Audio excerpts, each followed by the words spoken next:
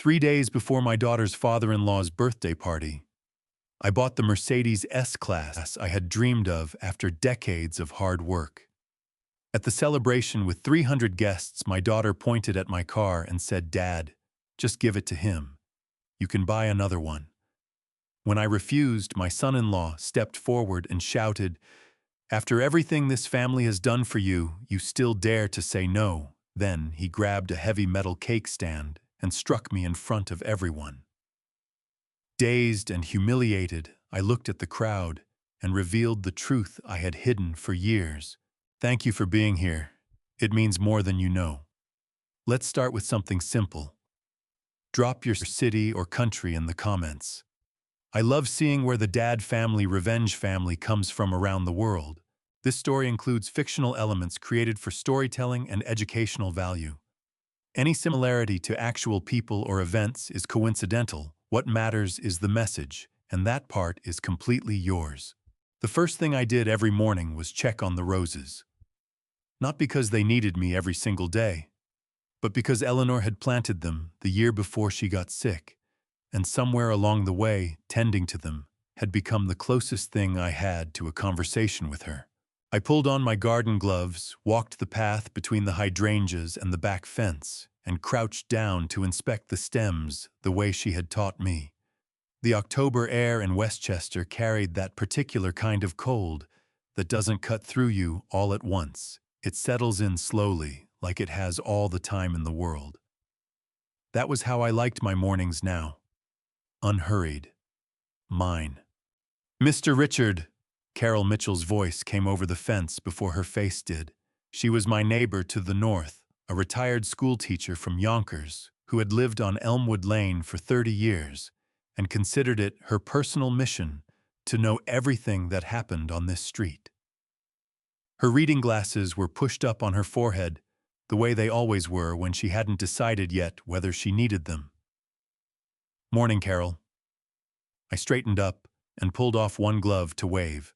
"Those roses are going to be the death of you," she said cheerfully, resting her arms on the top of the fence. "You were out here at 6:30 yesterday."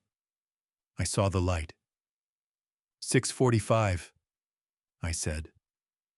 "I'm not as dedicated as you think." She laughed a full, easy laugh that made her whole face move. "My Harold never touched a plant in his life.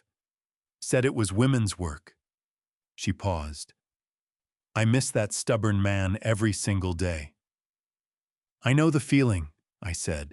She tilted her head and looked at me the way people do when they're about to ask something they've been holding on to for a while. "You doing anything special this weekend?" "My granddaughter's coming up from the city. I'm making pot roast. There's always too much."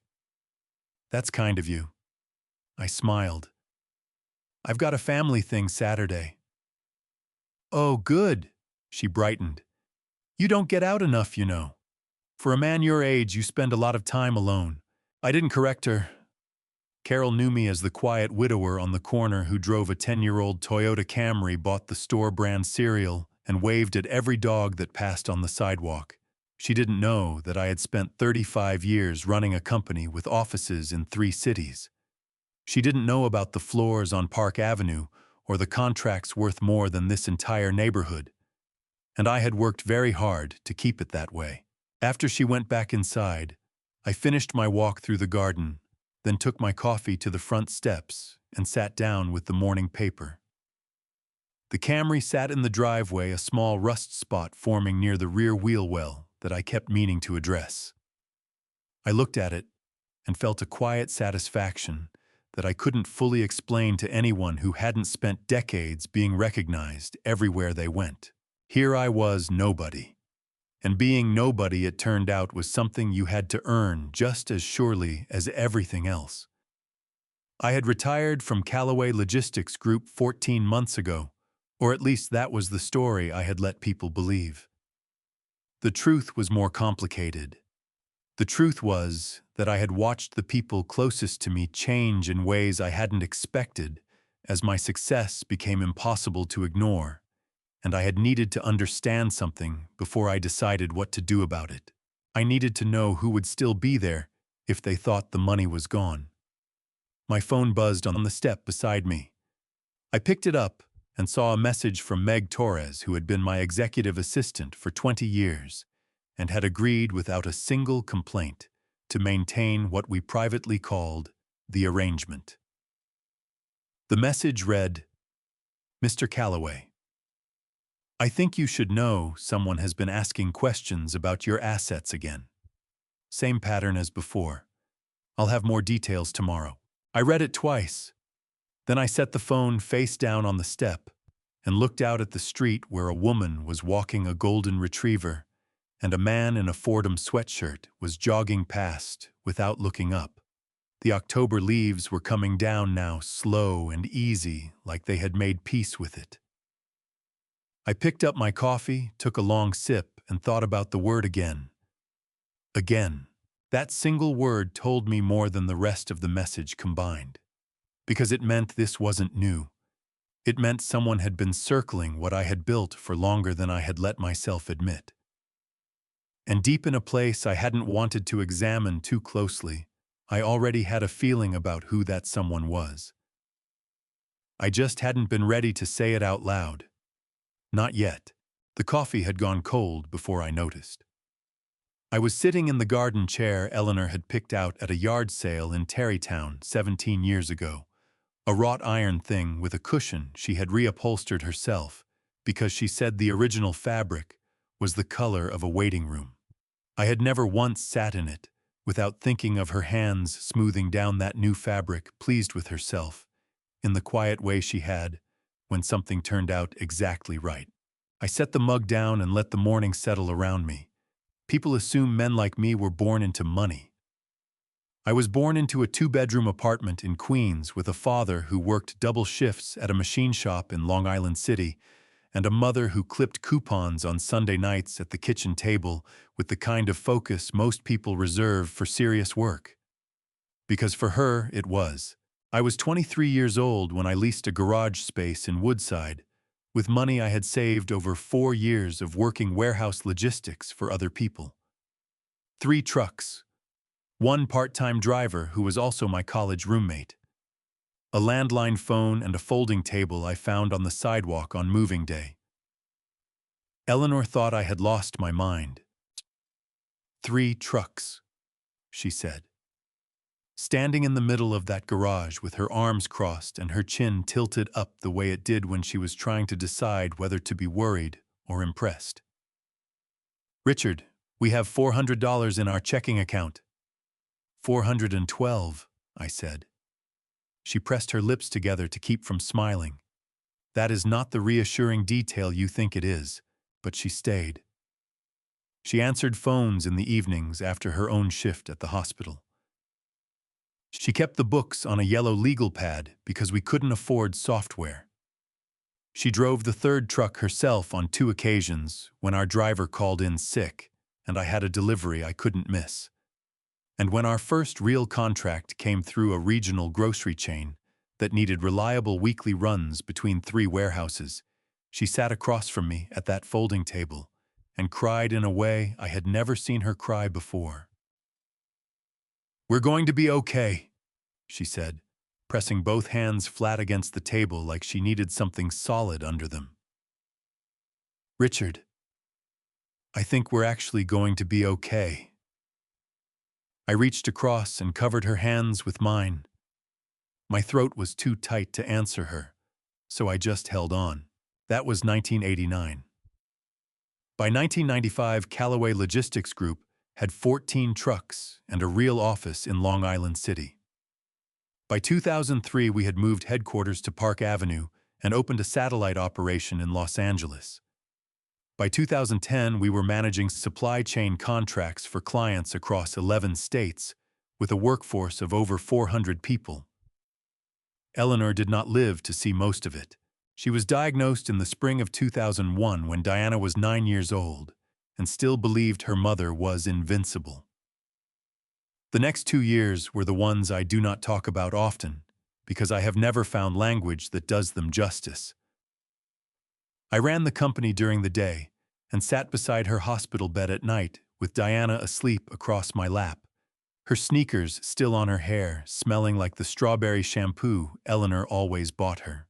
When Eleanor died, Diana looked up at me from the couch where we had been sitting and asked, "Who's going to take care of us now, Dad?"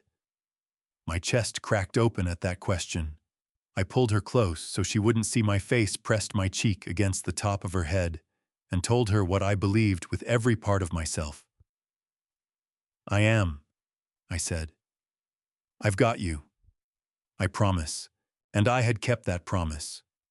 Through every school play, every parent-teacher conference, every teenage argument, and college application and heartbreak, I had tried my clumsy best to help her through. I had built something that would outlast me, and I had done it so that Diana would never have to worry the way Eleanor and I had worried in that garage in Woodside. What I had not anticipated was what that security would eventually cost me. I retired 14 months ago. Or rather, I stepped back from day-to-day operations while retaining my 51% majority stake. A detail I had shared with almost nobody outside of my attorney and Meg.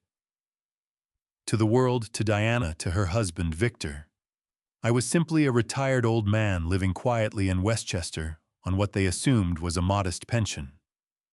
It was Thomas Brennan who first made me question how long I could afford to let that assumption stand. Thomas and I had known each other since the early 90s. He had been a freight broker who threw his first serious contract my way when nobody else would take a chance on a nobody from Queens. We still had lunch twice a year at a diner in Midtown that had not changed its menu since 1987. In February, he had called instead of waiting for our spring lunch. "Richard?" His voice was tighter than usual. "I had a fellow reach out to me last week asking about your setup over at Calloway. Wanted to know about ownership structure, equity distribution, whether you had any silent partners." He paused. "I didn't like the questions, so I didn't answer them. But I thought you should know." My hand had tightened around the phone. "Did he give you a name? Said he was doing due diligence for a potential acquisition. Didn't give specifics." Another pause. "Richard, I've been in this business 40 years. Nobody asks those particular questions unless they're already planning something." I had thanked him, hung up, and sat with it for a long time. Now, 8 months later, sitting in Eleanor's chair with cold coffee and October leaves coming down around me, Meg's message from the night before felt like the second half of a sentence Thomas had started in February. Someone was circling what I had built, and I was almost certain I knew which chair they were sitting in at my own dinner table. The dealership was on Central Avenue in White Plains, 20 minutes from the house. I had driven past it probably 200 times over the past 3 years, always in the Camry, always telling myself the same thing: not yet. Finish the transition. Make sure the foundation is solid. Then maybe. The maybe had finally become a Wednesday afternoon in October. I want to be clear about something. The Mercedes S-Class I was looking at was not an extravagant purchase by the standards of what I had once spent money on. I had signed contracts worth more than this car's sticker price before my morning coffee. But that was company money moving through accounts to serve a purpose larger than myself. This was different. This was personal money earned and saved across 6 decades of a life I had built, with my hands going toward something that served no one but me. That distinction mattered more than I expected it to.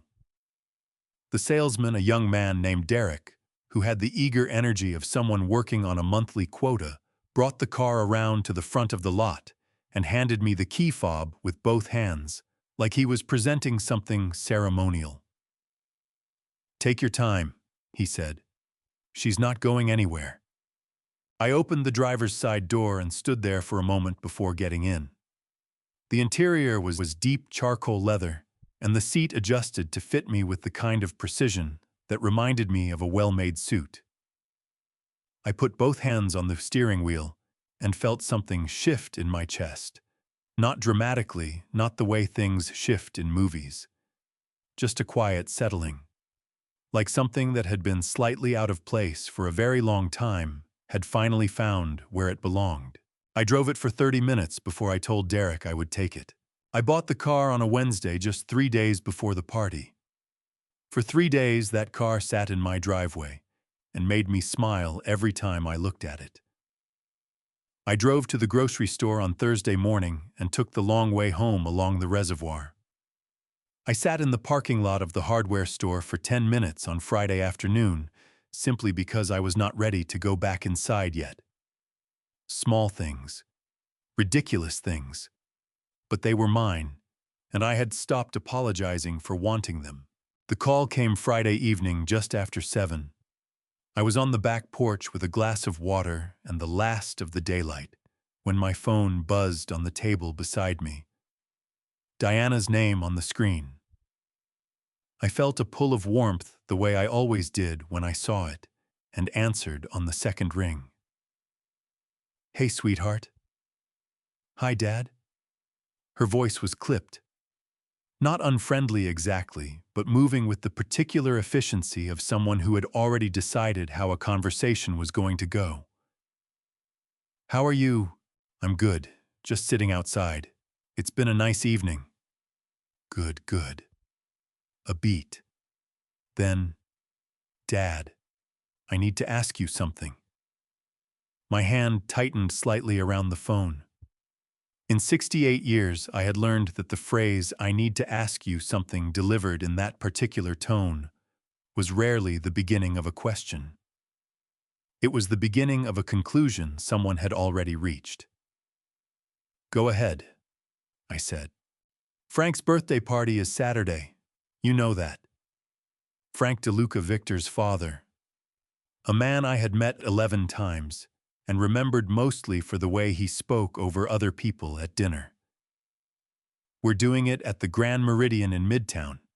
It's a big night for Victor's family." "I know. I'll be there." "Right." She cleared her throat. "The thing is, Dad, Frank has been asking about your new car. He saw the photo Victor showed him, and he really loved it." Another beat. "We thought it would be incredible if you brought the Mercedes Saturday, as a gift, for Frank." The porch went very still around me. A neighbor's dog barked twice down the street and then stopped.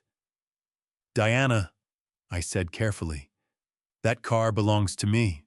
I know that, Dad." Her voice picked up speed the way it did when she was trying to outrun a response she anticipated. "But you could get another one so easily. You've always been generous. This would mean so much to our family, to how Victor's family sees us. It would show them that we're Diana." I kept my voice even. "I bought that car for myself. It's the first thing I've bought for myself in longer than I can remember. I'm not giving it away." The silence on her end lasted exactly long enough to become uncomfortable. When she spoke again, the warmth was gone. Her voice had taken on a quality I recognized, careful, controlled, the tone of someone pressing on a bruise to see how much it hurt. "You've changed, Dad," she said. "You used to never say no to me." My chest tightened at that. Not because she was wrong about the fact she wasn't. For most of Diana's adult life, I had bent myself in directions that didn't feel natural, because I believed that was what loving someone looked like. But hearing her say it now as a reason I should hand over my car made something clarify inside me the way cold water clarifies the air. "I love you," I said. "That hasn't changed. But the answer is no." She hung up without saying goodbye. Not dramatically, just a click, clean and final, like a door being shut on a conversation she had decided was over. I set the phone down on the porch railing and looked out at the driveway where the Mercedes sat in the last of the evening light. My throat felt tight, and my eyes stung in a way I hadn't expected. Not from anger. From something sadder than anger. The recognition that the woman who had just spoken to me on that phone had not once in the entire conversation asked me how I was doing, had not asked about my week, my health, my garden, had called because she wanted something, and when she didn't get it, she had left. I thought about Eleanor, about what she would have said. She would have put her hand on my arm and said something quiet and exact, the way she always did. Something like, "Richard, you already know what this means. You've known for a while. You just haven't been ready to let yourself know it." I picked up the glass of water, took a long, slow sip. Saturday was one day away. I stood in front of my closet for a long time Saturday evening. Not because I had nothing to wear. I had 3 suits that still fit well, and a navy blazer Eleanor had picked out for me at a department store in Greenwich the Christmas before she got sick. I stood there because I was trying to talk myself into going, and the talking was taking longer than it should have. My phone buzzed on the dresser. A message from Meg. "I don't have a good feeling about tonight, Mr. Calloway. I want you to know I'll have my phone on all evening." I read it twice, then typed back, "I know. I'll be careful." I put on the charcoal suit, the one I wore to board meetings back when I still attended them in person, and stood in front of the bathroom mirror adjusting my tie. The man looking back at me was 68 years old, with gray at his temples and lines around his eyes that had deepened over the past few years. He looked exactly like what he was supposed to be, a retired widower from Westchester, who had no particular reason to be nervous about a birthday party. I drove the Mercedes into the city.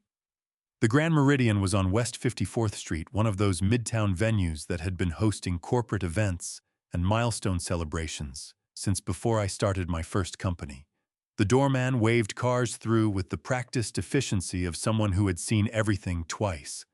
I handed my key to the valet, straightened my jacket, and walked through the front doors into a room that was already full. 300 people approximately. Round tables dressed in white linen centerpieces that probably cost more than my first month's rent in Queens, a bar at each end of the room running 3 deep with guests. A string quartet near the windows was playing something I almost recognized. The whole room had the glossy, pressurized feeling of an event where everyone was performing a version of themselves they had rehearsed. Diana found me before I had taken 20 steps inside. She was wearing a dark green dress I hadn't seen before, her hair done in a way that reminded me painfully of Eleanor at the same age. For 1/2 second before everything else caught up, I felt the particular ache of loving someone you have watched grow up the way they carry pieces of people who are gone. Then she looked past my shoulder toward the entrance, and the ache shifted into something else entirely. "Where did you park?" she asked. My jaw tightened. Not a hello, not a hug, not even my name. Just the car. "Good evening to you too, Diana," I said. She had the grace to look briefly embarrassed. She stepped forward and kissed my cheek, a quick perfunctory thing. "Sorry. Hi, Dad. You look good." Then again softer but unmistakably, "Did you bring the Mercedes?" "I drove it here, yes." Something lit up in her expression that I didn't want to look at too closely. "Good. That's good." She touched my arm. "Just please, Dad. Tonight, just follow along. Don't make things difficult." Before I could answer, a hand landed on my shoulder from behind, firm, familiar, the grip of someone who had shaken my hand across enough years to know exactly how hard to squeeze. "Richard Calloway." Arthur Wynne stepped around to face me, and I felt something in my chest loosen by about 10%. He was a big man, Arthur, broad through the shoulders, even at 65, with a white beard he had grown after retiring from the bench, and a way of occupying a room that had nothing to do with volume. He had been a New York State Supreme Court judge for 18 years. He had also been my friend for 40. He shook my hand, and then pulled me in briefly, the way men our age do when they mean it. "Didn't know you'd be here," I said. "Victor's firm did some work with Frank's people a few years back. He glanced around the room, then back at me with the measured expression I recognized from 30 years of watching him read situations before anyone else in the room knew there was a situation to read. "You doing all right? Working on it?" He studied me for a moment. "That son-in-law of yours keeps looking over here," he said quietly. "Has been since you walked in. I noticed it before you arrived, actually. He's been watching the door." He put a hand briefly on my arm. "Something feels off tonight, Richard. I want you to stay close." I wanted to tell him he was being cautious. The word for it wouldn't come because I didn't believe it. Dinner was served at 8. I was seated at a table near the side wall with two couples I had never met, friends of Frank's from what sounded like a golf club in New Jersey, and a man named Gerald Park, who turned out to be a freight logistics consultant, who recognized my name before I had finished saying it. "Calloway Logistics," he said, leaning forward slightly.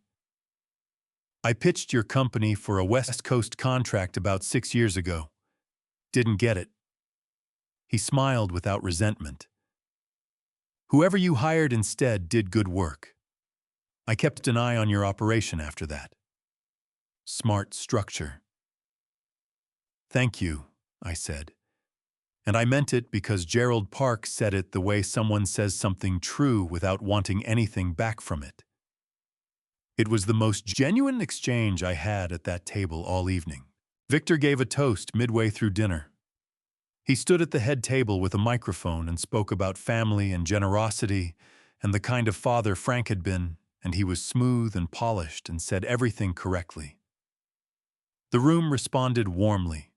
Frank beamed from his seat like a man who had been waiting his whole life for exactly this arrangement. I watched Victor's eyes during the toast. They moved across the room once, twice, and then settled on me for just a moment, deliberate, assessing the way you look at something you have already made a decision about. Arthur leaned close to my ear. "He just looked at you the way a man looks at a problem he thinks he's already solved." My hand tightened around my water glass until my knuckles ached. Dinner ended. The plates were cleared. The string quartet stopped playing and was replaced by recorded music turned low. People began moving toward the center of the room, gathering loosely around the area near the cake table where a towering anniversary confection sat on a heavy decorative stand, wrought iron and silver, the kind of thing designed more for display than function. Victor stepped back up to the microphone. He looked out over the room, and this time he didn't bother pretending to look anywhere else. He looked straight at me. I have sat across negotiating tables from men who wanted things from me that they had no right to want. I had learned over 35 years that the most dangerous moment in any negotiation was not when someone raised their voice. It was when they smiled. When they spoke slowly and warmly and made what they were asking sound like the most reasonable thing in the world, as if the only obstacle between a perfectly pleasant outcome and the current situation was your inexplicable refusal to cooperate. Victor Marsh smiled like that now. "I want to take a moment," he said into the microphone, his voice carrying easily across the room, "to talk about what this evening really means to our family." The room settled. Glasses were set down. Conversations tapered off. 300 people turned their attention to the man at the front of the room, and Victor absorbed it the way he absorbed most things, as if it were simply his due. He spoke about Frank for several minutes, about sacrifice and dedication and the kind of father who showed up. He was good at it. His voice had the practiced warmth of someone who had given toasts before and knew exactly where to pause for effect. Frank dabbed at his eyes with a cloth napkin. Several women at nearby tables pressed their hands to their hearts. Arthur leaned close to me. "He's building to something," he murmured. My stomach had already told me that. "And tonight," Victor continued, his smile widening, "I have the privilege of presenting my father with a gift that I believe reflects everything this family stands for." He turned, and the smile stayed perfectly in place, and he looked directly at me with an expression so composed it could only have been rehearsed. "Richard, would you come up here?" Every head in the room turned. I felt 300 pairs of eyes find me at the side table, and I felt my shoulders square themselves before my mind had consciously decided to do anything at all. Beside me, Gerald Park went very still. Across the room, Arthur Wynne sat forward in his chair. I did not move toward the front of the room. "I think there may be a misunderstanding," I said. My voice came out steady, which surprised me because my heart was hammering against my ribs hard enough that I could feel it in my throat. "That car belongs to me, Victor." A sound moved through the room, not quite a gasp, not quite murmuring, something in between. The kind of sound 300 people make when they realize they are witnessing something that was not on the program. Victor's smile did not waver. If anything, it sharpened. "Richard." He kept his tone light, almost amused the way adults speak to children who have said something they'll understand better when they're older. "Come on up. Let's not make this complicated." "I'm not making anything complicated." I pushed my chair back and stood because I refused to have this conversation looking up at him. "I bought that car with my own money. I intend to keep it." Diana appeared at my elbow so quickly she must have been moving before I finished the sentence. Her hand closed around my forearm, and her grip was tighter than she probably realized. "Dad." Her voice was low and urgent, pressed close to my ear. "Please, not here. Not in front of everyone." I looked at her hand on my arm. Then I looked at her face, the color rising in her cheeks. Her eyes wide with something that looked more like anger than embarrassment. My chest ached with a dull, deep throb that had nothing to do with the scene unfolding around me, and everything to do with the fact that she was standing beside Victor instead of beside me. "Diana," I said quietly, "let go of my arm." Her grip loosened. Her jaw tightened. Victor had stepped down from the platform now, and was moving through the room toward me with the unhurried confidence of a man who believed the outcome was already decided. The crowd parted for him naturally. Frank watched from his seat, with an expression of careful neutrality that told me he had known this moment was coming. "I'm going to ask you one more time," Victor said, stopping a few feet away. His voice had dropped, but the room had gone quiet enough that it carried. "In front of your family and our guests, give me the keys." Something shifted inside me at those words. Not a crack, not a break, more like the final degree of movement before something locks into place. "No," I said. The word was not loud. I did not need it to be. Victor's composed expression flickered for the first time. Just once, just briefly, a tightening around the eyes, a fractional hardening of the jaw. Then the smile came back, but it was different now. Thinner, working harder. "You're embarrassing yourself," he said. "I'm standing in a room full of people holding on to something I purchased legally with my own money." My voice was still level, but I could feel my hands trembling slightly at my sides, and I pressed them flat against my thighs so no one could see. "Tell me which part of that is embarrassing." Gerald Park had risen from his seat at the side table. He wasn't moving toward us, but he was standing, and his eyes were fixed on Victor with an expression that was not friendly. Arthur Wynne had done the same. Diana stepped between us, not toward me, but facing me, her back to Victor, which told me everything I needed to know about where she had positioned herself in this moment. Her eyes were bright with tears. She was pressing back through sheer force of will, and when she spoke, her voice shook with the effort of keeping it controlled. "Dad, I am asking you, as your daughter, just this once. Please." My throat tightened until swallowing hurt. I looked at my daughter. This woman I had raised alone had driven to swim practice at 5:30 in the morning, had sat beside in hospital waiting rooms and college application offices, and the front pew at her wedding.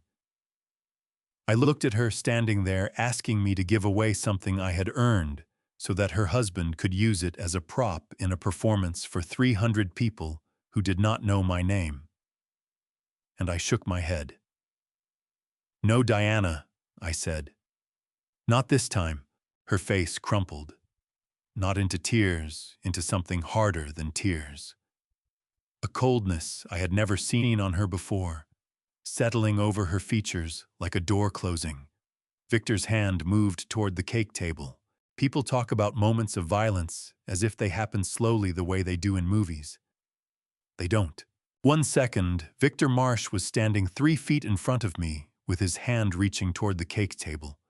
The next, there was a sound I felt before I heard it, a dull, heavy impact that caught the side of my left shoulder and glanced up along my jaw and traveled down through my jaw and into my teeth.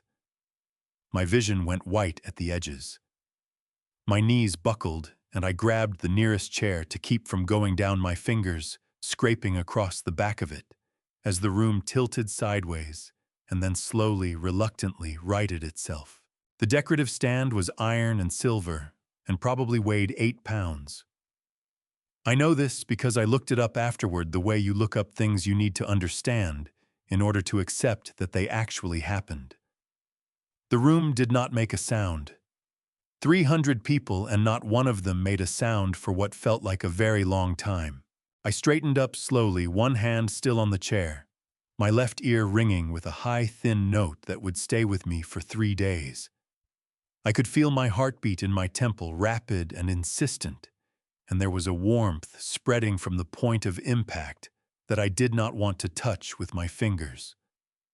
I blinked twice, steadied my breathing, and looked around the room. Gerald Park was already on his feet, his chair knocked back behind him, his face white with shock and something that was rapidly becoming fury. 2 women at a nearby table had their hands pressed over their mouths. A man I didn't recognize had his phone half raised, uncertain. Arthur Wynne reached me in 4 strides. His hands came down on my shoulders, firm, anchoring, and he looked at my face with the focused assessment of a man who had spent decades in courtrooms where things went wrong and someone had to remain functional. "Richard." His voice was low and steady. "Look at me. Are you with me?" "I'm with you," I said. My own voice sounded strange to me, slightly distant, like hearing yourself on a recording. "Do you want me to call someone? I can have police here in 4 minutes?" I looked past Arthur's shoulder. Victor had taken 2 steps back from where he was standing, the iron stand still in his hand, before he seemed to realize it, and set it down on the table with a sound that rang out in the quiet room like a judgment. His chest was heaving. His face was the color of old brick. He looked for the first time since I had known him like a man who understood that he had done something that could not be undone. Then I looked at Diana. She was standing 6 feet away. She had not moved toward me.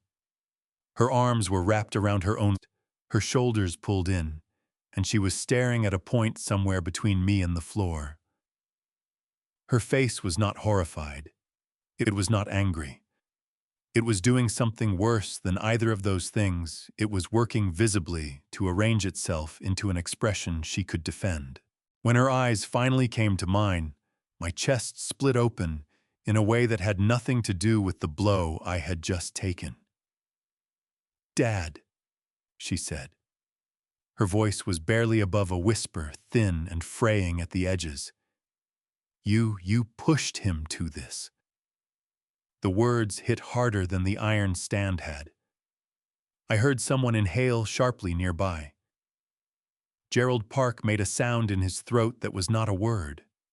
Arthur's hands tightened on my shoulders. "Diana." My voice cracked on her name, and I could not stop it.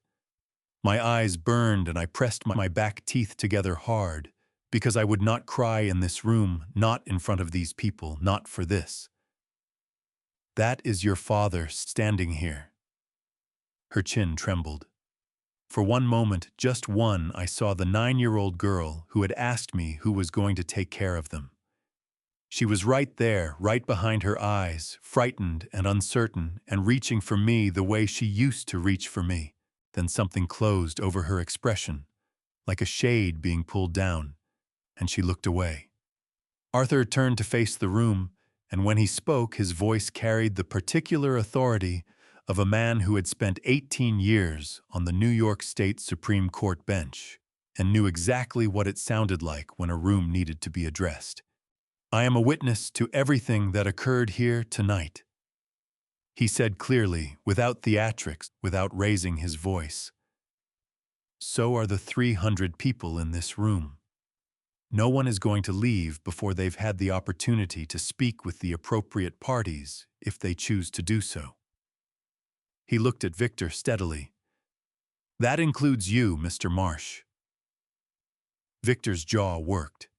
He started to say something, then stopped. Frank DeLuca had not risen from his seat. He sat at the head table with his hands folded in front of him and his eyes fixed on the centerpiece. And he had the particular stillness of a man who had known something like this was possible and had decided well in advance that it would not be his problem to solve. I looked at him for a moment. Then I looked at my daughter one more time.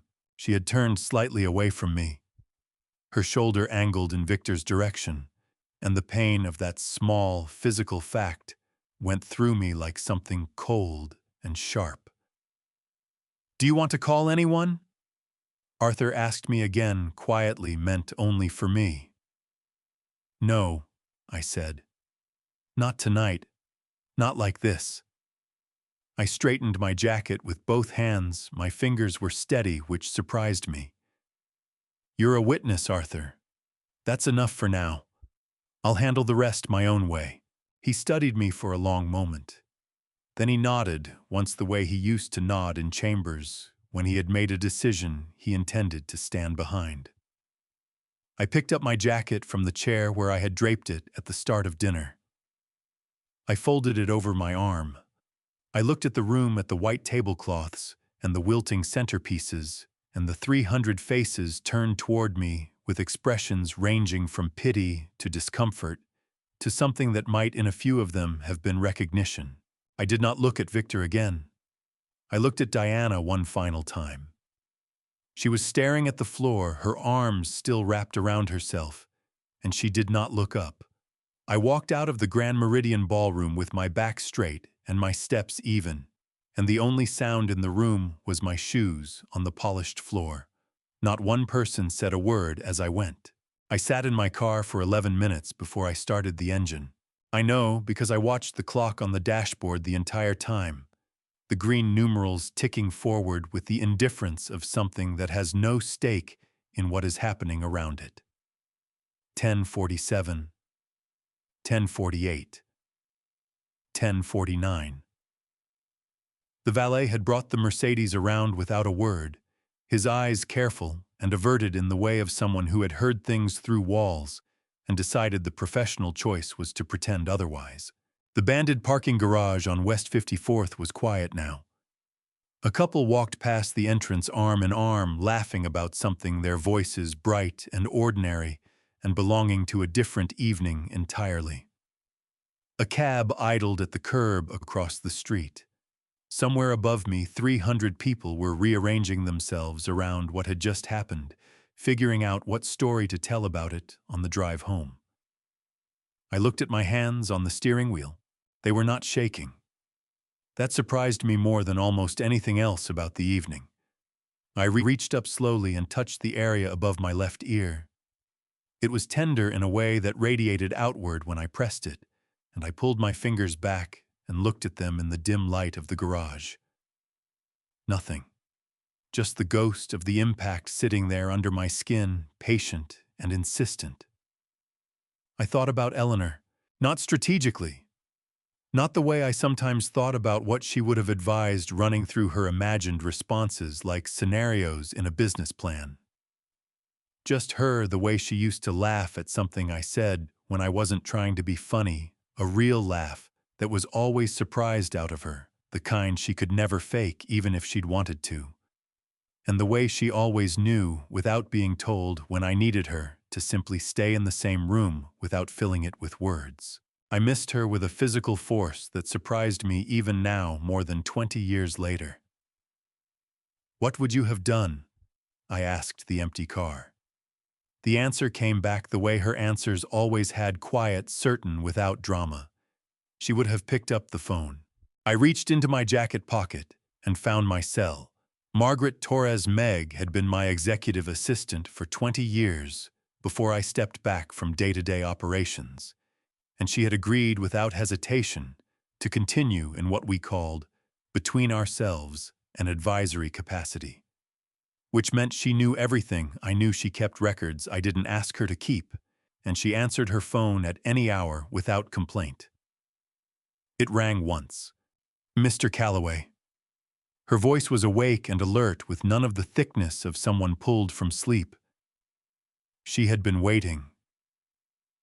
"Are you all right?" "I've been better," I said. "But I'm upright and thinking clearly, which is more than I can say for the evening in general." A breath. "I heard from Arthur 20 minutes ago. He called me from the venue." A pause. "Richard, what Victor did tonight is something we'll address properly," I said. "That's why I'm calling. Margaret, it's time."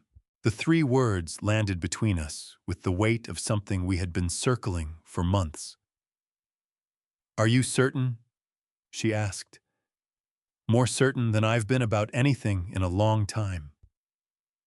She exhaled slowly. Then her voice shifted the way it did when she moved from personal concern into the mode I had relied on across 2 decades of difficult decisions. Focused, precise, ready. "Then I need to tell you something I should have told you sooner," she said. "I didn't wait for your call to start preparing, Mr. Calloway. I want you to know that." My hand tightened on the phone.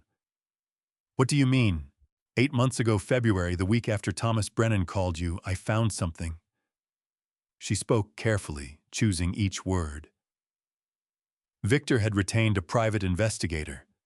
The assignment was to document your assets, your ownership structure at Calloway, any holdings you hadn't made public, beneficiary designations, real estate, the full picture." The garage around me seemed to contract slightly. "You found this in February," I said. "Yes." "And you didn't tell me?" "No." Her voice was steady, unapologetic. "Because I wanted the file to be complete before I brought it to you. And because I didn't want you carrying the weight of it until I had something that could actually protect you." A beat. "I know that wasn't my decision to make. I've thought about that a great deal over the past 8 months." I stared through the windshield at the concrete wall of the parking garage. A water stain ran down it in the shape of something that almost looked deliberate. "How much do you have?" I asked. "Everything," Meg said. Text messages from Diana regarding the car, the full chain, not just the one from Friday. A recorded conversation between Victor and a colleague discussing his intentions regarding Calloway equity obtained in a public setting, where there was no reasonable expectation of privacy, which makes it fully admissible. Financial documentation showing how Victor has structured your daughter's financial dependence over the past 2 years. The investigator's report that Victor commissioned the investigator himself provided it to me after Victor failed to pay the final installment of his fee. She paused. "And bank transfer records connecting Victor to 2 members of your board of directors." The last sentence hit me like a second impact, slower and deeper than the first. "He went to the board," I said. "2 members. He's been cultivating them for approximately 4 months. The transfers are not large enough to be obvious, but they are consistent, and they are documented." I pressed my free hand flat against my thigh and breathed through the anger carefully, the way you breathe through pain, acknowledging it, refusing to let it make decisions for you. He didn't just want the car, I said. No, Mr. Calloway. Meg's voice was very quiet. He never wanted the car. The car was a test. He wanted to see how far he could push you in public before you pushed back. He needed to know if you would fold. I looked out through the windshield at the street beyond the garage entrance where New York was doing what New York always did, moving forward, indifferent, inexhaustible. Then he has his answer, I said. Yes. And there was something in Meg's voice then, not satisfaction exactly, but the particular steadiness of someone who has been carrying something heavy for a long time and can finally see the place where they're going to set it down. He does. I started the engine. The Mercedes pulled out of the parking garage onto West 54th Street, and I pointed it north toward the highway and the quiet dark of Westchester. And I thought about the next 30 days with the same clarity I had once brought to every major decision I had ever made. Victor Marsh had spent 8 months trying to quietly dismantle everything I had built. He had no idea that I had spent just as long making sure he would fail. Before I tell you what Victor did next, and I promise you, this is the move I never saw coming, even after everything that had already happened that night. Drop a "still here" in the comments so I know you're with me. Because what he filed 3 days after that party was not a complaint. It was not an apology. It was something far more calculated than either of those things, and it was designed to take everything I had built without me being able to stop it. 3 days after the party, I was deadheading the roses when Meg called. I had been out in the garden since 7 working through the back row of climbers that Eleanor had trained along the south fence before she got sick. The morning was cold enough that my breath showed in the air, and I had pulled on the old canvas jacket I kept on the hook by the back door, the one with the torn left pocket I had never gotten around to repairing. There was something grounding about working with my hands in the early morning. Something that asked nothing of me except attention. My phone buzzed in my jacket pocket. I pulled off one glove and answered. Mr. Calloway. Meg's voice had the particular quality it took on when she was delivering information she had been organizing in her head before the call measured sequential nothing wasted. Good morning. I'm sorry to start this early. You're not starting early, I said. I've been up since 6. What is it? He filed this morning. I straightened up slowly from the rose bed.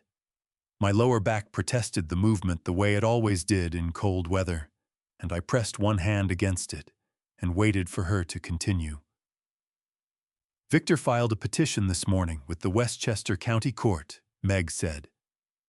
Under Article 81 of New York's mental hygiene law, he's requesting that the court appoint a guardian to manage your personal and financial affairs. The garden was very still around me. A cardinal landed on the fence post at the far end of the yard, looked at me briefly, and flew off. Walk me through it, I said. Article 81 is the statute New York uses when someone believes an adult is no longer capable of managing their own affairs. Financial, medical, personal. A family member or interested party can petition the court to appoint a guardian who would then have legal authority over those decisions. She paused. The petition argues that your behavior at the party Saturday night was erratic and indicative of cognitive decline. Victor is characterizing your refusal to cooperate as a symptom rather than a choice. I understood immediately what he was doing, and the clarity of it, the coldness of it, settled into my chest like something heavy and precise. If a court agreed to appoint a guardian over my affairs, that guardian would have legal authority to make decisions about my assets, my accounts, my holdings, my 51% stake in Calloway Logistics Group. Victor wouldn't need to take anything by force. He would simply need to influence whoever the court appointed or position himself to be appointed. And everything I had spent 35 years building would pass through his hands by order of law. It was elegant in the way that genuinely dangerous things sometimes are. "Who signed the supporting declaration?" I asked, though I already knew. Meg's pause lasted exactly long enough to confirm it. "Diana." I closed my eyes for a moment. The cold air moved through the garden, and I felt it against my face, sharp and clean, and I used it to steady myself the way I had learned to use discomfort over the years. Not to avoid it, but to stand inside it until it became information rather than pain. "All right," I said. "What's the timeline?" "The court will appoint an independent evaluator, someone with no connection to either party, to assess your capacity. That evaluator has a statutory obligation to meet with you, review your medical history, speak with people who knew you, and submit a report to the judge. The process typically takes 45 to 60 days before a hearing is scheduled. And in the meantime, you continue your life as normal. The petition doesn't grant Victor any authority. It simply initiates a process." Another pause. "But Richard, he also approached 2 members of your board. We discussed this Saturday night, but I want you to understand the coordination here. The guardianship petition and the board pressure are designed to work together. If the petition creates even the appearance of uncertainty about your mental fitness, it gives the board members Victor has cultivated a justification for pushing a governance restructure. They could argue they're acting in the company's best interest." I opened my eyes. The garden came back into focus, the roses, the fence, the gray October sky above the tree line. "He thought of everything," I said. "He thought of quite a lot," Meg agreed. "But he made one significant error. He assumed I wasn't thinking too." "Yes." And there was something in her voice then, not quite satisfaction, but the tone of someone who has been patient for a long time and can finally begin. "He assumed that because you chose a quiet life, you had become a quiet man."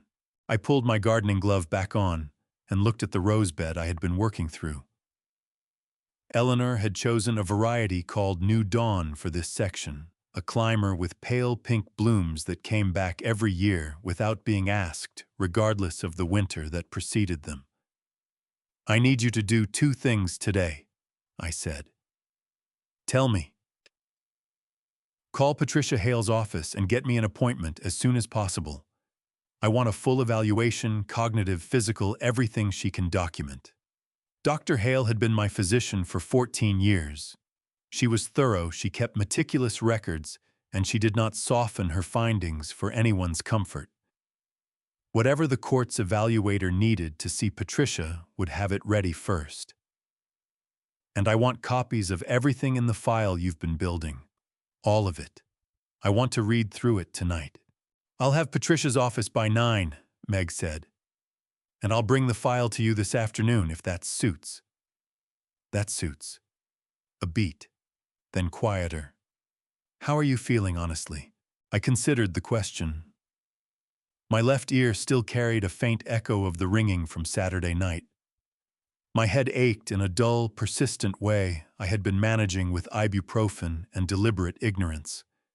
And somewhere beneath both of those things, in a place I had not fully examined yet, there was a grief I was not ready to look at directly, the grief of a father who had read his daughter's name on a legal document that said he was no longer capable of thinking for himself. "I'm functioning," I said. "That's what matters right now." Meg accepted that without pushing. She had known me long enough to understand the difference between evasion and economy. After I hung up, I stood in the garden for a while longer without working. The ibuprofen I had taken at breakfast was doing its job, and the cold air helped. I thought about Victor sitting somewhere in the city this morning, waiting for news of the filing to reach me, imagining my reaction. I wondered if he had imagined this. A 68-year-old man standing in his garden on a Tuesday morning in October, breathing steadily, thinking clearly, already 3 steps ahead. Probably not. I picked up my pruning shears and went back to work on the roses. They needed attention. And I had learned over a long life that the best response to someone trying to take away everything you had built was to tend to what was yours, as if the threat didn't exist. Not because you were ignoring it, but because you refused to let it have the satisfaction of disrupting the ordinary rhythms of a life well lived. The shears moved through the dead growth cleanly. The roses would come back in the spring. So would I.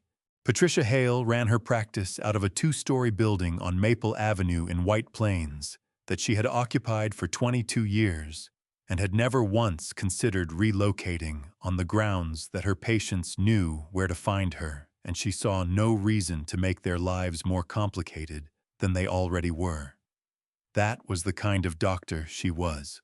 She had been mine for 14 years, and in that time she had delivered difficult news without flinching, pushed back on my reluctance to slow down with the calm persistence of someone who has heard every excuse and remained unimpressed by all of them, and maintained records so meticulous that her office manager had once told me, only half joking, that Dr. Hale could reconstruct a patient's entire health history from memory if she had to. She greeted me in her office rather than an examination room, which told me she understood this was not an ordinary appointment. "Sit down, Richard." She was a small woman with reading glasses she wore on a chain around her neck, and the kind of direct eye contact that made evasion feel physically uncomfortable. She folded her hands on the desk. "Tell me exactly what's happening." I told her everything. The party, the filing, Article 81, the timeline Meg had outlined. Patricia listened without interrupting, her expression professionally neutral, though I noticed her jaw tighten slightly when I described what Victor had done with the cake stand. When I finished, she was quiet for exactly 3 seconds, I counted, and then she said, "He's going to regret that petition." "That's my intention," I said. She stood up. "Then let's give you everything you need to make sure of it." What followed over the next 2 days was the most thorough medical evaluation I had undergone since my 60s physical 5 years earlier. Blood panels, neurological screening, a cognitive assessment that involved pattern recognition, memory sequencing, and verbal reasoning tasks administered by a specialist, Patricia, brought in from Westchester Medical Center. A cardiovascular workup, vision and hearing tests. Everything documented, dated, and signed. The results, Patricia told me when they were complete, showed a man in excellent health for his age with cognitive function, scoring in the top 15% for his demographic. "I'll write the report myself," she said, handing me a copy across her desk. Her eyes were steady and a little fierce. "And if that court evaluator wants to speak with me directly, I will make myself available. Richard, I have 14 years of records on you. There is not a single entry in your file that supports what Victor Marsh is claiming. Not one." My throat tightened at that. I pressed my back teeth together and nodded. "The court evaluator, a woman named Dr. Sandra Okafor, appointed independently by the Westchester County Court, contacted me the following week. She was professional and thorough, asking questions about my daily routines, my financial decisions, my social relationships, and my understanding of my own assets and legal situation. I answered everything directly. I offered Patricia's records without being asked. I described my morning garden routine, my grocery shopping, my conversations with Carol Mitchell over the fence, the book I was currently reading, the specific provisions of the Calloway Logistics shareholder agreement that I could recite from memory because I had written most of them myself. Dr. Okafor took notes throughout, without revealing anything in her expression. When she stood to leave, she shook my hand and said, "Thank you for your time, Mr. Calloway. You'll hear from the court regarding the hearing date." 6 weeks passed. I tended my garden. I read. I had dinner twice with Arthur Wynne at the diner in Midtown he preferred, because as he put it, the booths were wide enough that nobody could overhear you without effort.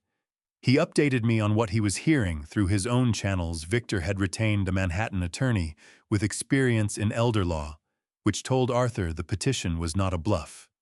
He genuinely believes this will work, Arthur said, cutting into his pot roast with the deliberate movements of a man who rarely hurried anything. Which tells me he has no idea what Patricia's evaluation is going to say. Let him believe it, I said. Arthur looked at me over the rim of his water glass. You're enjoying this. I'm not enjoying any of it, I said. And I meant it because whatever was happening with Victor, Diana had signed that petition, and that fact sat in my chest every morning, like a stone I had to work around before I could do anything else. But I intend to finish it.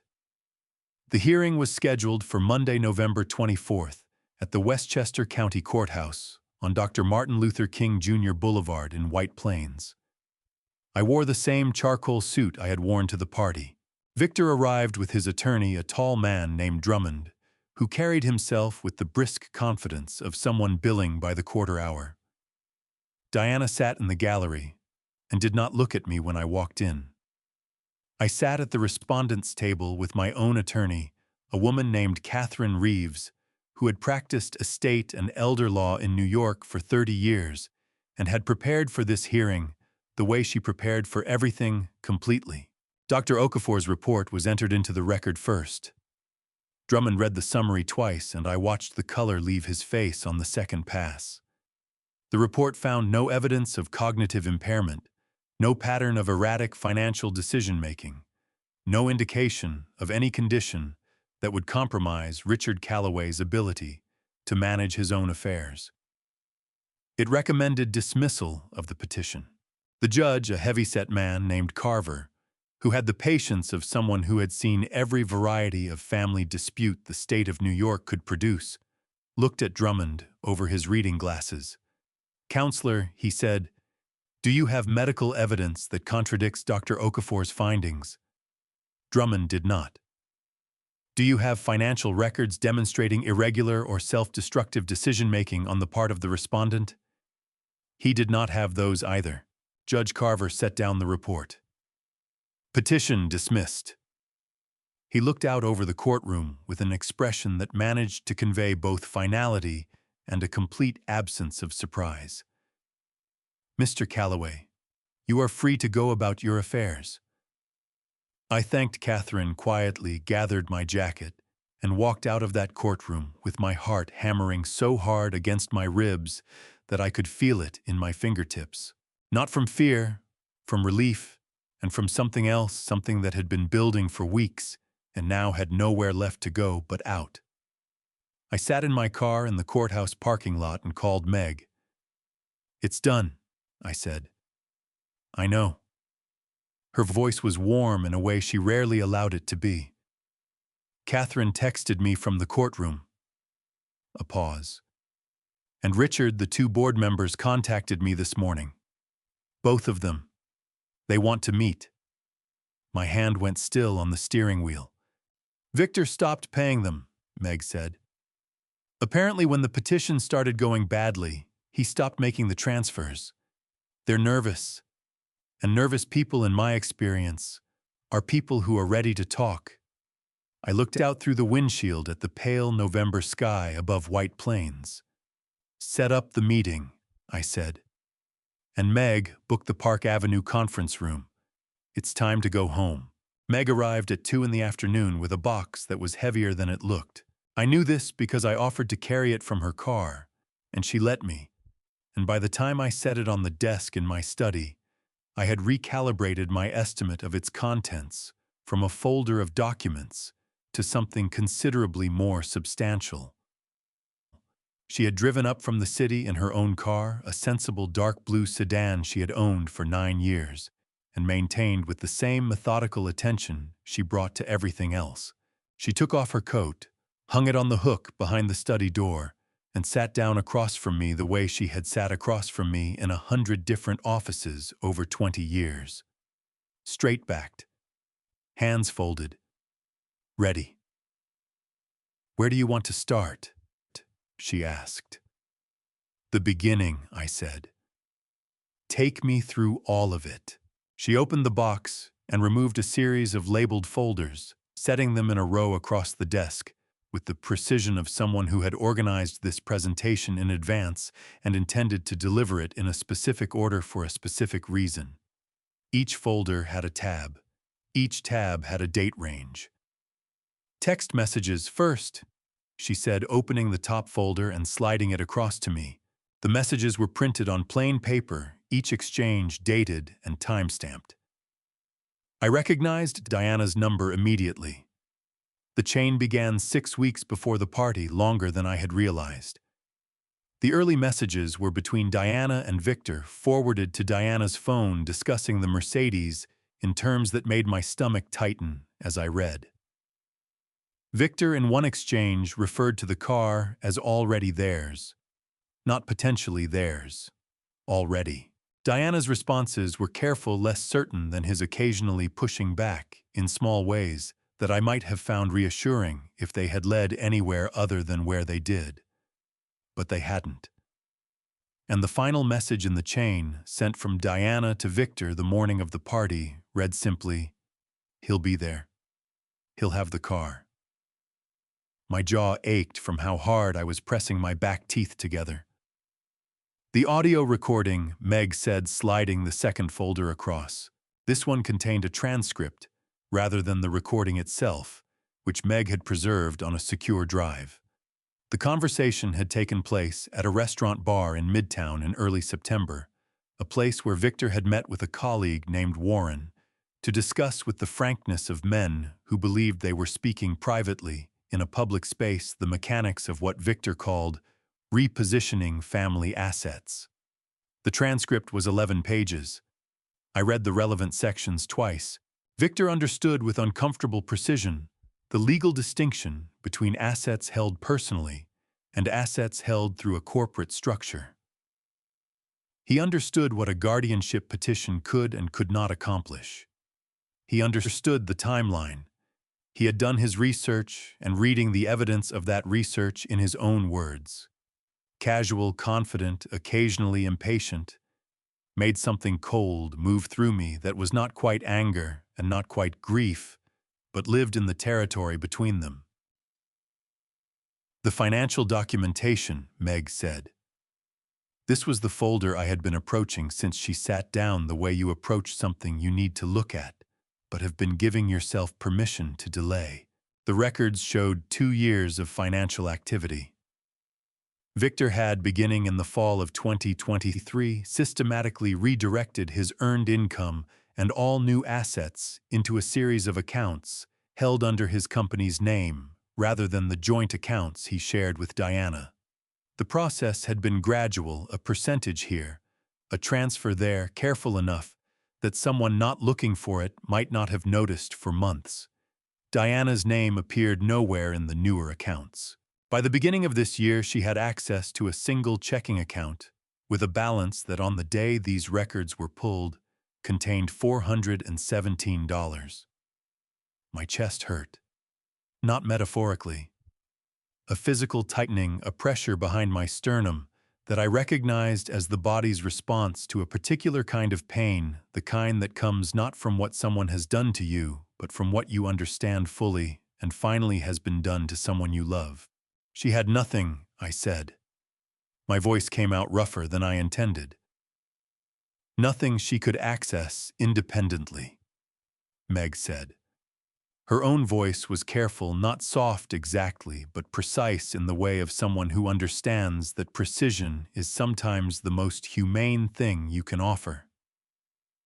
The account with $400 was used for small household purchases, groceries, pharmacy items, nothing that would require explanation.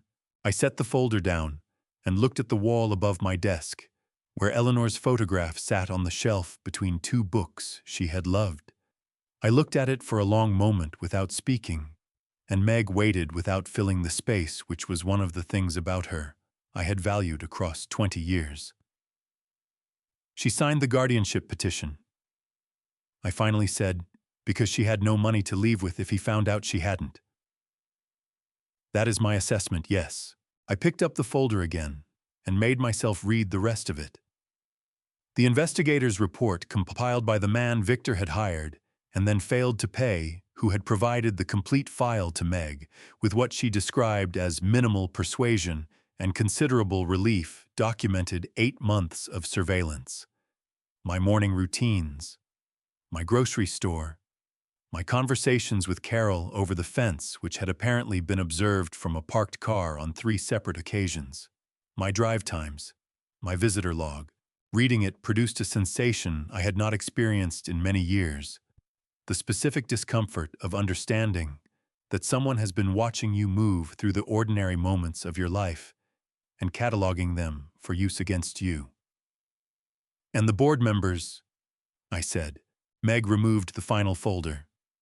The bank transfer records were straightforward amounts, dates, account numbers, a paper trail that Victor had apparently believed would never need to withstand scrutiny because the outcome he was planning for wouldn't require it to. He transferred money to both of them over a period of 4 months, Meg said. The amounts were modest enough to avoid triggering automatic review, but consistent enough to establish a pattern. Both transfers stopped on October 9th. She looked at me steadily. 5 days after the party. After he realized the plan was not going the way he had designed it. After he filed the guardianship petition as a backup. After I now understood he had begun to suspect that the ground he was standing on was not as solid as he had believed. "How did you get all of this, Meg?" I asked. Not skeptically, genuinely. "In 8 months, working alone," she folded her hands on the desk. The text messages Diana forwarded from Victor's phone, she sent them to herself. First, then to a secondary email address. "I found the secondary address when I was reviewing account activity you had given me access to years ago for administrative purposes." She paused. I believe she did it without fully understanding why. Perhaps some part of her was building a record before she knew she needed one. The pain in my chest shifted slightly at that. Not diminished, changed. "The audio was obtained at a restaurant," Meg continued. "I had followed Victor there after confirming through the investigator's own preliminary notes, which he had sent to Victor's email copied to an assistant, who had since left his employ and had no loyalty to him, that he met Warren regularly at that location." She paused. "New York law permits recording in public spaces where there is no reasonable expectation of privacy. A busy bar qualifies. And the financial records to Victor's former bookkeeper. He let her go in August without severance, which she considered a significant oversight on his part." Meg's expression did not change, but something in her eyes did. She was very cooperative.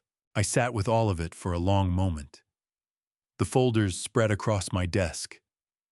8 months of Meg's patience and precision laid out in labeled sections, each one a thread pulled carefully from the fabric of what Victor had been building until the whole structure was visible, and the thing that had looked inevitable no longer was. "You did this alone," I said again. "You built something worth protecting," she said simply. "That's all." My throat closed entirely at that. I looked back at Eleanor's photograph and pressed the heel of my hand against my sternum until the tightening eased enough to breathe through. Then I straightened up, pulled the folders into a neat stack and said, "Tell me about the conference room, before I show you what was on that screen, before I tell you what happened the moment Victor Marsh walked into that conference room on Park Avenue thinking he had already won. Type ready in the comments. Because what he saw when Meg turned on that projector was the last thing he ever expected to find in a room he thought he controlled. The Calloway Logistics Group headquarters occupied 4 floors of a building on Park Avenue that I had leased in 2003 when the Long Island City office finally ran out of room to hold what we had become. I had not walked through those doors in nearly 2 years. The lobby security guard, a young man named Dennis, who had worked the morning shift for 6 years, looked up from his desk when I came through the revolving door, and his eyes went wide for just a moment before his training took over and he straightened in his chair. "Mr. Calloway." His voice carried the particular quality of someone who had heard a name spoken with reverence for years and was now looking at the person it belonged to.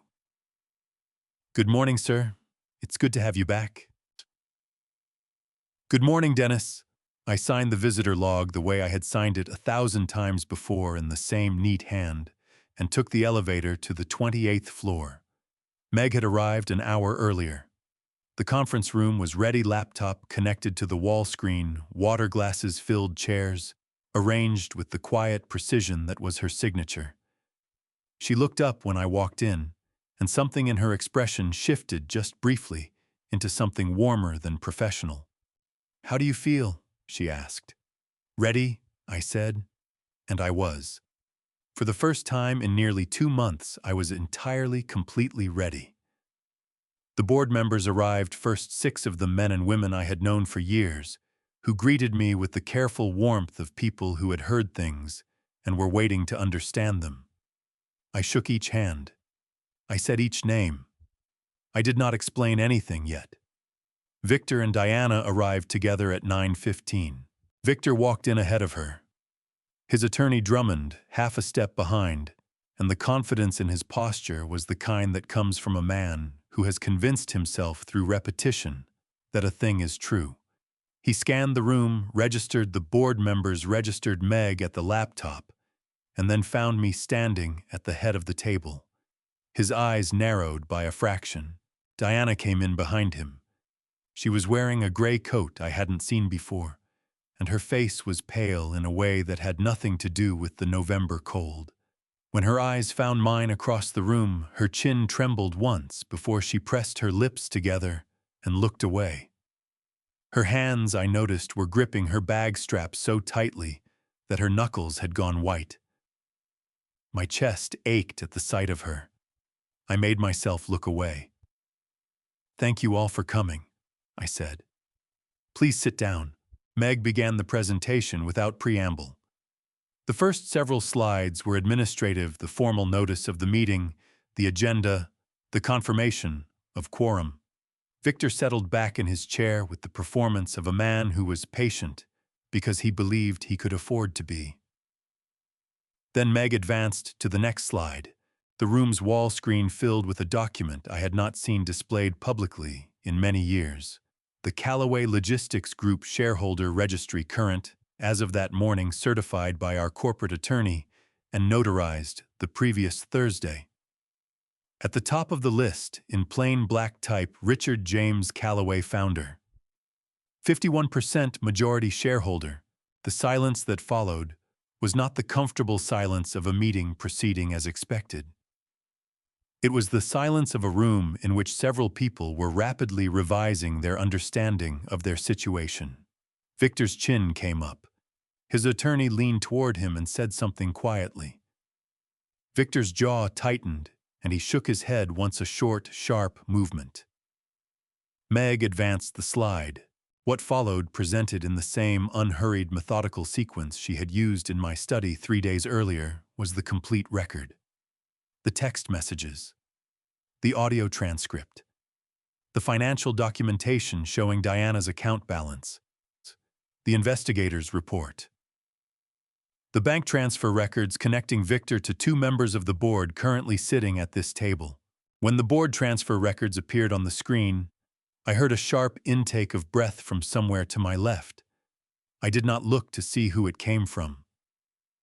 I watched Victor. His face moved through several expressions in rapid succession: disbelief, calculation, and then something I had not seen on him before. Something that looked underneath the anger, remarkably like fear. Diana made a sound beside him. Not a word, something smaller than a word, a breath that caught and broke at the same time.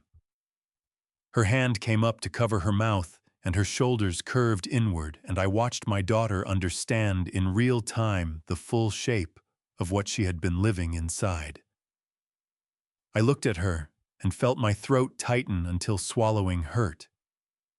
When the final slide went dark, Arthur Wynne stood up from his chair at the far end of the table. Diana looked across at me with eyes that had filled completely, tears spilling over before she could stop them. "Dad," she said. Her voice was barely a sound. "Why didn't you ever tell me who you really were?" I looked at my daughter for a long moment. Her face was open in a way I hadn't seen since she was very young, unguarded, frightened, reaching. "Because I wanted you to love me for who I am," I said. "Not for what I have." The room held that for a moment. Then Arthur cleared his throat and said, "If I may." Arthur Wynne did not stand the way men stand when they are trying to command a room. He simply stood unhurried, without theatrics, and the room responded the way rooms respond to a certain kind of authority that has nothing to do with volume or display. The board members who had been shifting in their chairs went still. Drummond Victor's attorney looked up from the notepad he had been writing on and put his pen down. Victor watched Arthur with the expression of a man who has just realized he does not know all the players at the table. "My name is Arthur Wynne," Arthur said. "I served as a New York State Supreme Court judge for 18 years before retiring 4 years ago. I have known Richard Calloway for 40 years, since we were both young men who were certain we understood more about the world than we actually did." He paused, and something in his expression shifted into the particular gravity of a man choosing his words because they matter. "I am here today in 2 capacities: as a witness to the events of October 4th at the Grand Meridian Ballroom in Midtown Manhattan, and as a friend who has watched this man build something extraordinary over 4 decades with consistent integrity." He looked at the board members, not at Victor, not at Diana, not at me. At the board. "When I was present in that room when Victor Marsh struck Richard with a decorative iron stand in front of 300 people," he said. "I was standing close enough to catch Richard when he stumbled. I heard what Diana said afterward. I watched Victor set the stand back on the table." He let that sit for a moment. "I want the record of this meeting to reflect that I am prepared to provide a sworn affidavit confirming every detail of what I witnessed that evening. The events are not in dispute among anyone who was present." Drummond's pen had not moved since Arthur started speaking.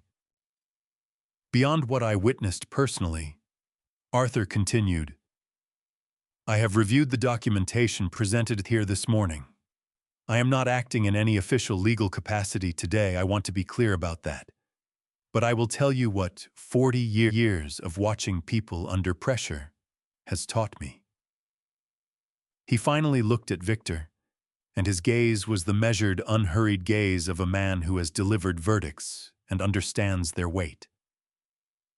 A man who strikes his father-in-law in front of 300 witnesses and files a legal petition 3 days later is not acting from concern. He is acting from desperation.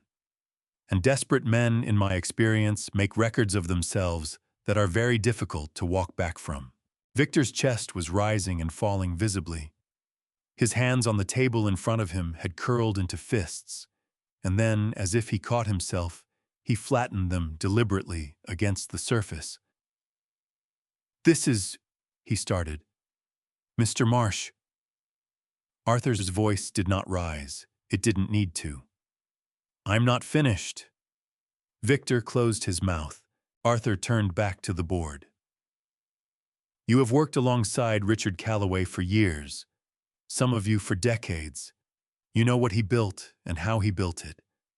You have seen the documentation presented this morning. I won't tell you how to vote, that is not my place, and it never has been. But I will tell you that the man sitting at the head of this table is the same man he has always been. The only thing that has changed today is that some of you are learning things about other people in this room that you did not know before. He sat down. The conference room was very quiet. One of the board members, a woman named Patricia Osei, who had joined the Calloway board 11 years ago, and had never in my experience been anything other than direct, leaned forward and said, "I'd like to call for a vote." "Seconded," said the man beside her immediately. The motion before the board was formally stated by Meg, whether Victor Marsh, as a non-shareholder and non-officer with no standing in the Calloway Logistics Group corporate structure, had any claim to involvement in the company's governance operations or strategic decisions. The vote was 6-0. Victor pushed back his chair so hard it struck the credenza behind him with a crack that made two people flinch. He stood up, and for a moment he looked around the room the way a man looks around, a space he has just realized he has no power in searching for something to hold on to and finding nothing. "You think this is over?" His voice had lost its polish entirely. What was underneath was rawer than I had expected, not the cold calculation of the man in Meg's audio transcript, but something younger and uglier. "You think I'm just going to, Mr. Marsh?" Drummond put a hand on Victor's arm. It was the practiced, firm touch of an attorney who has had this conversation before. "We're done here." Victor shook him off. His eyes found mine across the table and held them, and I looked back at him steadily, my hands folded in front of me, my breathing even. "You planned all of this," he said. "No, Victor," I said. "You planned all of this. I simply let you." He stared at me for a long moment. The fury in his face moved through several layers, and underneath all of them, underneath the anger and the calculation, and the desperate scrambling of a man watching something collapse, I saw something I had not expected to see. He was 38 years old. He had built nothing. And for the first time, standing in the wreckage of the thing he had tried to take, I think he understood that. Drummond steered him toward the door. Victor went stiffly without looking back. The door closed behind them. Diana had not moved throughout any of it. She sat with both hands pressed flat against the table, her head bowed, her shoulders shaking with the effort of holding herself together. A tear dropped from her chin onto the back of her hand, and she stared at it as if she didn't know what it was. Arthur caught my eye from across the table. He gave me a single small nod. I looked at my daughter and felt the full weight of everything, the grief and the anger and the exhaustion, and underneath all of it, persistent and stubborn as Eleanor's roses, the love that had never gone anywhere at all. "Clear the room, please," I said quietly to Meg. She had everyone out in under 2 minutes. When the door closed for the last time, it was just Diana and me and the pale winter light coming through the windows on the 28th floor and the city moving below us, the way it always had, indifferent and inexhaustible and ongoing. Diana looked up. Her face was wrecked, eyes swollen, cheeks wet, the careful composure she had maintained for weeks, finally and completely gone. "Dad," she said, and her voice broke on the single syllable. I did not move toward her yet, but I did not look away. I did not ask Diana to stay that morning. She needed to leave. I could see it in the way she gathered herself after the room emptied, pressing both palms against her eyes for a long moment, before reaching for her coat with hands that still weren't entirely steady. She needed space the way people need air after they've been underwater too long. I understood that. I had needed the same thing in different rooms at different points in my life. She stopped at the door. "Dad." Her voice was still raw, scraped clean of everything except what was true. "I don't know how to—" She stopped, started again. "I know that sorry isn't enough." "It's a start," I said. She nodded once tightly and walked out. I stood at the window for a long time after looking down at Park Avenue 28 floors below the taxis and the delivery trucks and the people moving through the cold December air with their shoulders pulled up and their heads down. The city did not know or care what had just happened in this room. That was one of the things I had always loved about New York. It kept moving regardless. Meg appeared at my elbow after a while with a cup of coffee and set it on the windowsill without comment. "Thank you," I said, "for all of it." She straightened her jacket. "Don't thank me yet. We still have work to do." She was right, as she usually was. The work that followed was quieter than what had preceded it, but no less thorough. Within 48 hours of the board meeting, Gerald Park, who had been present at the Grand Meridian the night of the party and had watched the entire sequence of events with the focused attention of a man who would remember what he saw, contacted Meg directly. He wanted to dissolve the consulting arrangement that had connected his firm to Victor's company through a referral chain that had ultimately traced back to Calloway's name and Calloway's reputation. "I should have done it sooner," Gerald told Meg. "I kept thinking I had misread the situation. I hadn't. Others followed.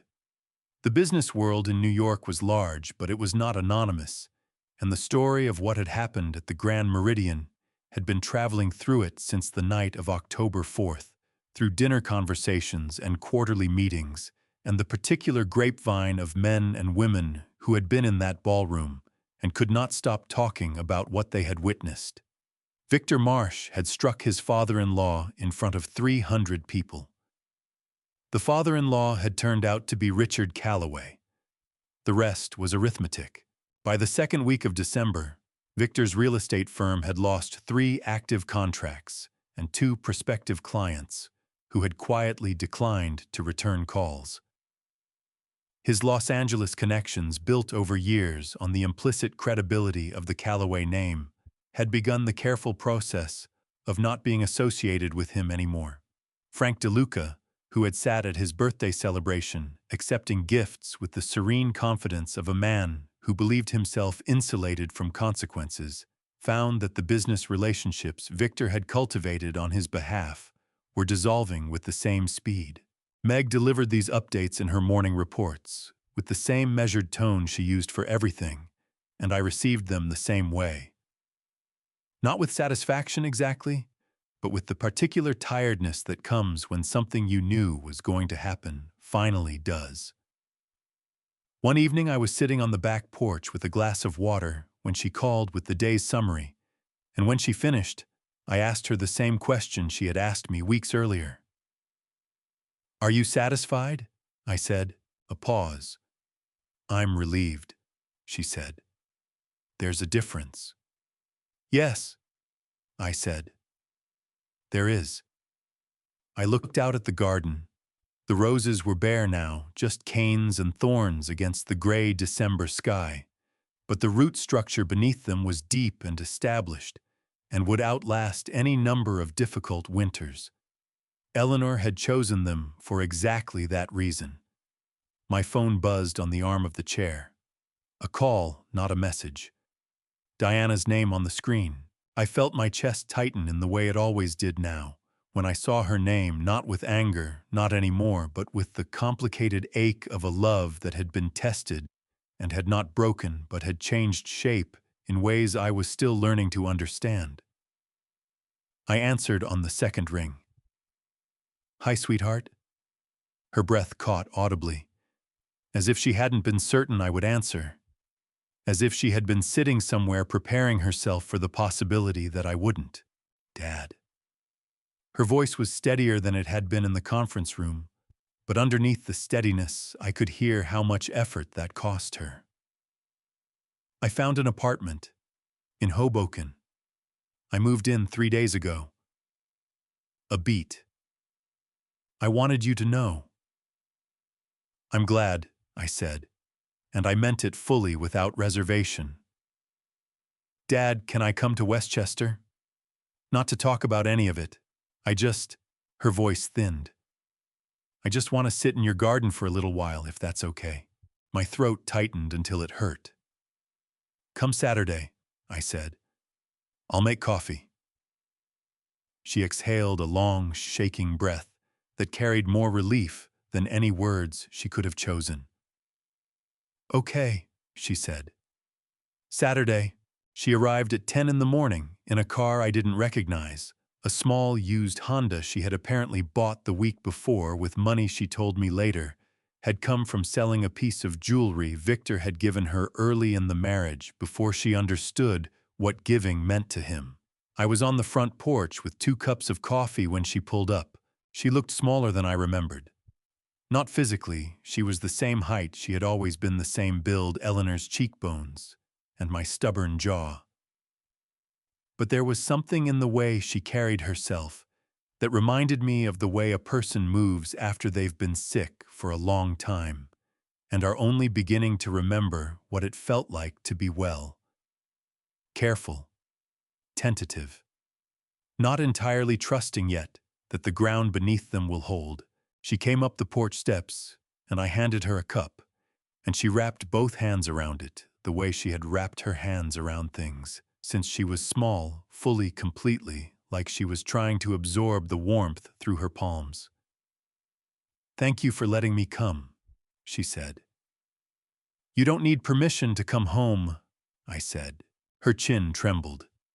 She pressed her lips together hard and looked out at the garden, blinking rapidly, and I understood she was trying not to start crying before she had said what she came to say. We sat in the garden chairs, Eleanor's iron chair and the wooden one beside it, that I had added years later.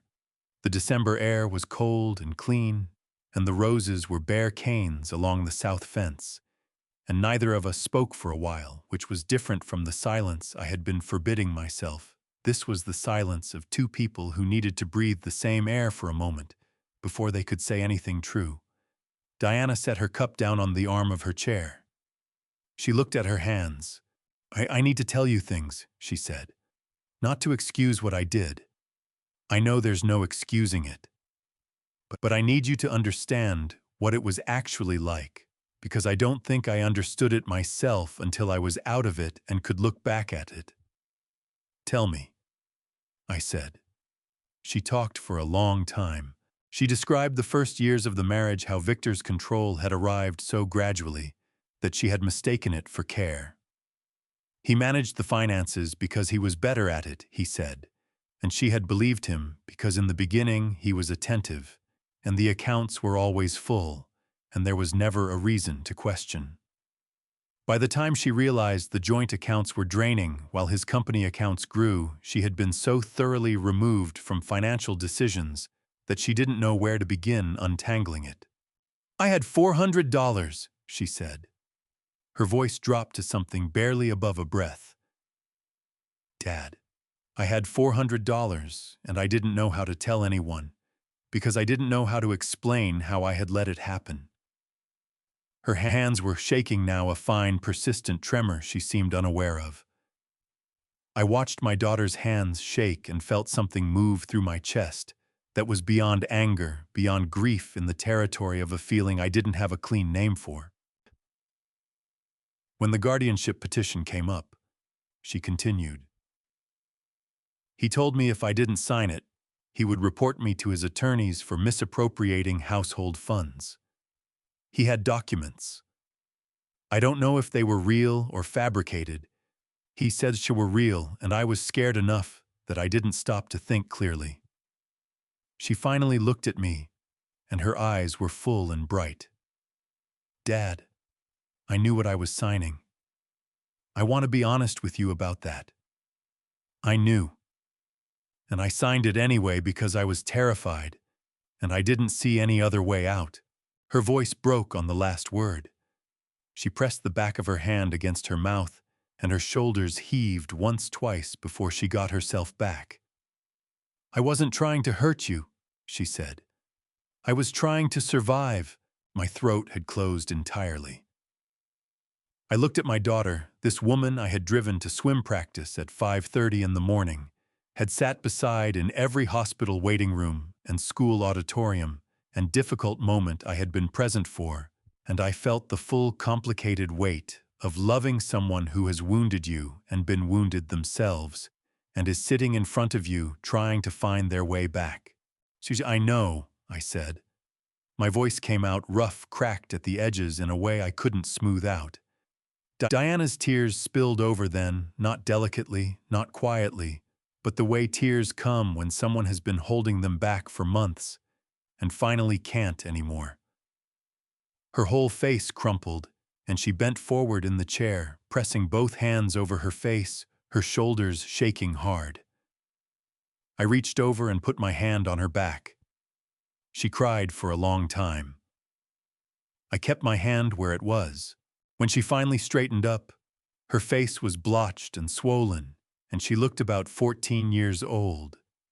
And I loved her, with the kind of love that doesn't ask permission and doesn't require anything in return, and has absolutely no interest in being logical about it. I don't know if I can fix this, she said, between us. You're here, I said. That's where fixing things starts. She wiped her face with her sleeve, an unself-conscious, childlike gesture that made my chest ache in the best possible way. I missed you, Dad, she said.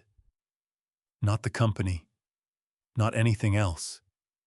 Just you. I had to look away for a moment. Out at Eleanor's roses, at the bare canes and the cold gray sky and the ground that was dormant now, but would not stay that way. I missed you too, I said. Every single day. Catherine Reeves had her office on Lexington Avenue, 4 blocks from the Calloway building, in a suite she had occupied for 26 years, without once considering a more impressive address. I had called her the Monday after Diana's visit and asked for an appointment to revise my estate documents. She had fit me in Wednesday afternoon without asking why, which was one of the things I appreciated about her. She understood that the reasons behind a decision were the client's business, and her business was making sure the decision was executed correctly. I arrived at 2 o'clock with a clear sense of what I wanted and no uncertainty about it whatsoever. Eleanor and I had written our original wills together in 1994, sitting at the kitchen table in our first real house in Westchester, with a bottle of wine we kept not drinking because the subject matter kept making the wine feel inappropriate. We had updated them twice since, once after Eleanor died, once when Diana married Victor. That second update, I now understood, had been made with assumptions about the future that no longer reflected reality. It was time to bring the documents in line with what I actually knew. The Eleanor Calloway Foundation. Catherine said, her pen moving across her notepad. Walk me through the structure you're envisioning. I had been thinking about this since the night in the parking garage on West 54th Street, when I had sat watching the clock on the dashboard, and known with the clarity that comes after something irreversible has happened, that the things I had spent my life building needed to go somewhere that Eleanor would have recognized as worthy. The foundation would support women and children in difficult circumstances, financial assistance, legal aid, housing support across New York State. It would be funded by the majority of my estate. It would carry her name not as a monument, but as a description, because Eleanor Calloway had spent her entire adult life doing quietly, with her own 2 hands, exactly what the foundation would do at scale. And Diana? Catherine asked without inflection. Diana receives a designated portion, I said. Enough to buy a home. Enough to build something of her own without needing to depend on anyone. I paused. Not enough to live without working. Eleanor would have considered that a kindness, not a gift. Catherine nodded and kept writing. The process took 2 hours. When the revised documents were complete, Catherine's assistant and the building's office manager served as the 2 required witnesses, signing in the presence of a notary who came up from the lobby with the unhurried efficiency of someone who did this regularly. I signed my name in 3 places, watched the notary apply her seal, and felt something settle in my chest that had been slightly displaced for a very long time. On the drive back to Westchester, I called Diana. She answered on the first ring, which told me she had been waiting. "I met with my attorney today," I said. "I want you to know what I've decided, because you deserve to hear it from me directly, and not through a document someday." A careful breath on her end. Okay. I told her about the Eleanor Calloway Foundation.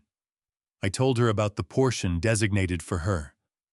I kept my voice even and clear the way I had always tried to speak to her about things that mattered, without drama, without withholding, treating her as someone capable of handling the truth. When I finished, she was quiet for a moment. Then her voice came back thick and unsteady. "The foundation," she said. "Dad, Mom would have—" She stopped, started again. She would have loved that so much. My throat tightened. "I know," I said. "That's why. And the part for me—" Another pause. "You didn't have to do that." "I know I didn't have to," I said. "I wanted to. There's a difference." She made a sound that was somewhere between a laugh and a sob. The kind of sound that happens when two emotions arrive at exactly the same moment, and the body can't decide which one to express.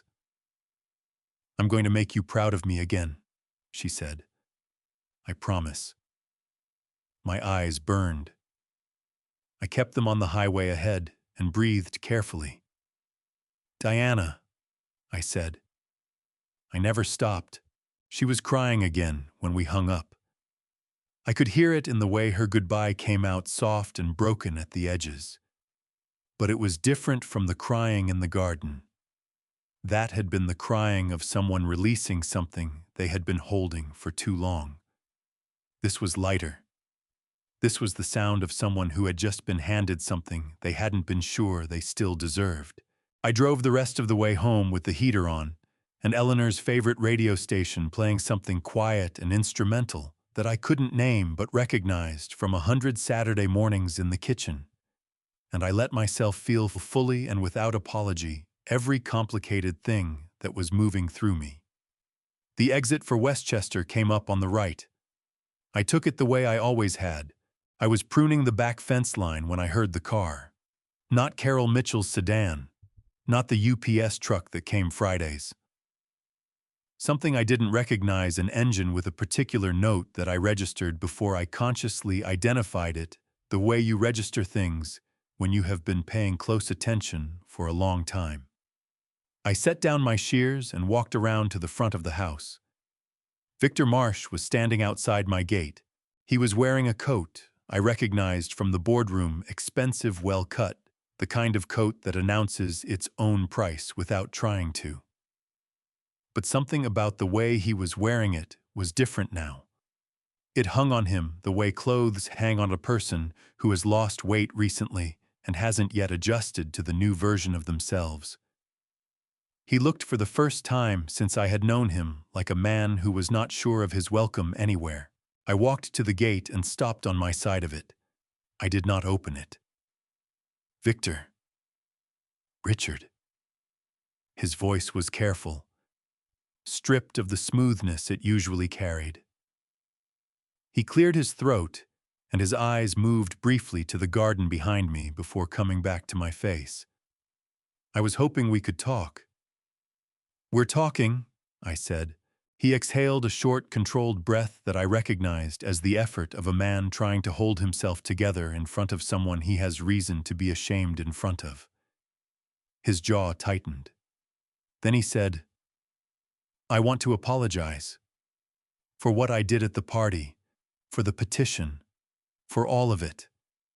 I looked at him steadily. His eyes were direct, which I gave him credit for. It would have been easier to look at the ground. "I hear you," I said. Something in his expression shifted a flicker of hope that I was going to say something more generous than what came next. "But an apology is the beginning of something," I continued. "Not the end of it." And I think what you're really here to ask me is whether I'm going to help you with what you've lost. The contracts. The relationships. I paused. The answer is no. His jaw worked. The hope in his expression collapsed inward, and what replaced it was something more honest than anything I had seen on his face in 4 years of knowing him, a raw, unguarded recognition of where he actually stood. I built something real, he said, before all of this. My firm was, I know, I said. And you chose to stop building it and try to take something instead. That was your decision. You'll have to find your way back from it on your own. He looked at me for a long moment. His throat moved. Is there anything, Victor? I kept my voice even. Become someone your own children won't be ashamed of someday. That's the only thing I have left to give you. He stood at the gate for another moment, and I watched him absorb that not as a rejection, but as the only honest thing I had available to offer a man I could neither help nor hate anymore. Then he nodded.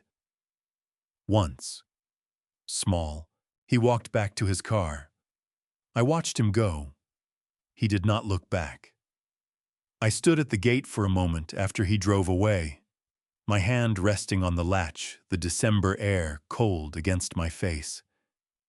Then I went back to the garden and picked up my pruning shears. The roses had been waiting. And the week before Christmas, the first snow of the season came to Westchester. Not much, an inch, maybe 2, the kind that softens the edges of everything, without actually changing anything underneath.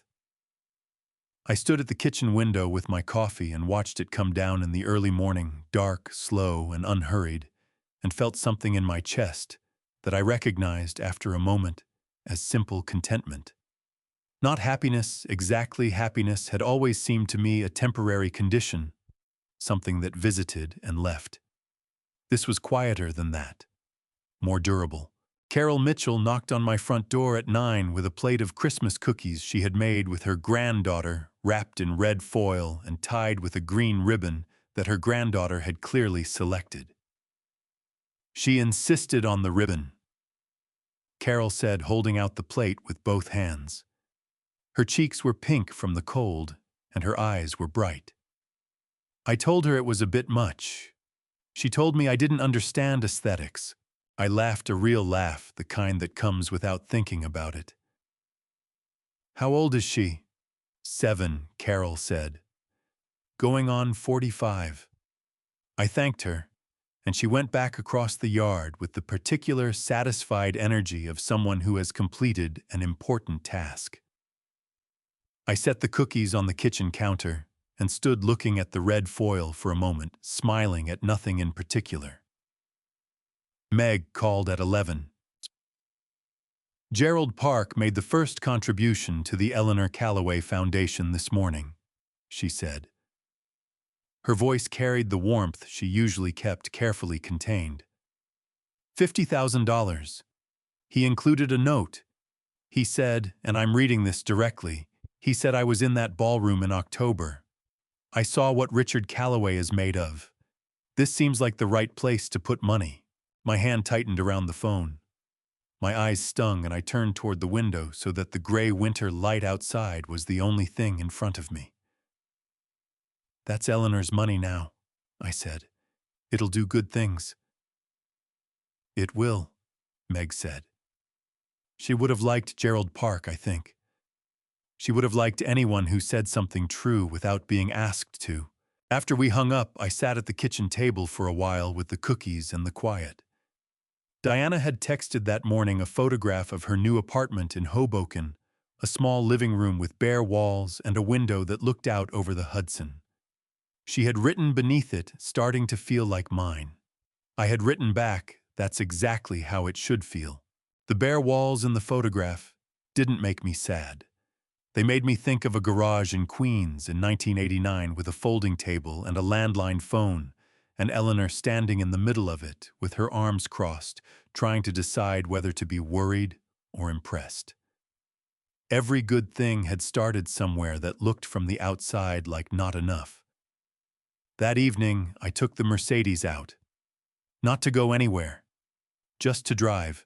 There is a road in Westchester that runs along the ridge above the reservoir. In the fall, it disappears under leaves. In the winter, the branches are bare, and the water shows through from a long way off, gray and still and enormous, the kind of view that makes the things you have been carrying feel their actual size, rather than the size they grow to in the dark. Eleanor and I used to drive it on Sunday mornings, when Diana was small enough to fall asleep in the back seat before we reached the top of the ridge. Eleanor would turn the radio down when she heard Diana's breathing change, and we would finish the drive in a quiet that felt in a way almost nothing else has ever felt exactly complete. I drove it now alone. The heater was running, and the road was empty, and the Mercedes moved through the dark with the particular ease of something built to do exactly what it was being asked to do. I drove without hurrying. I had nowhere to be and no one waiting, and the night spread out around me with the generosity of something that does not keep score. I thought about Eleanor, not with the sharp, dislocating grief of the early years, when thinking about her felt like stepping onto a floor that wasn't there, with something quieter. The settled, permanent kind of missing that becomes over enough time less like a wound and more like a feature of the landscape, always present, occasionally aching, fundamentally, part of how you understand the world. I thought about a garage in Queens with 3 trucks and a folding table. I thought about a man who had been knocked down in a ballroom in Midtown Manhattan and had gotten back up and walked out with his back straight, and had spent the weeks that followed doing what he had always done, tending to what was his one day at a time until the thing trying to take it ran out of ground to stand on. I thought about Diana in a small apartment in Hoboken with bare walls and a window over the Hudson, starting over at 38 in the particular way that people start over when they have finally gotten honest with themselves about what went wrong. There was no version of any of it that didn't hurt. There was also no version of it I would trade. I stopped at the top of the ridge and cut the engine.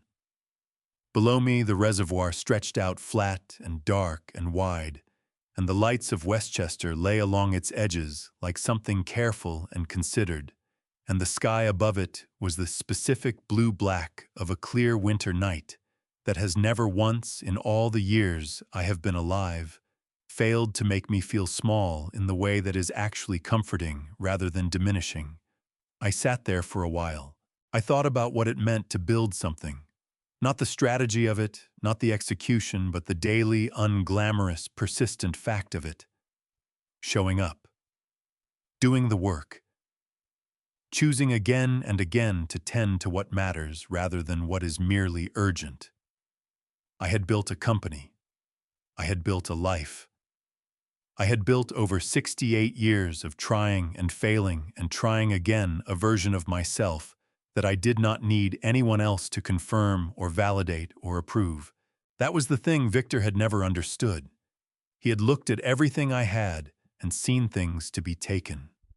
He had never understood that the only part of it that mattered could not be taken, because it was not in the accounts or the equity structure or the car sitting beneath me on this ridge in the dark.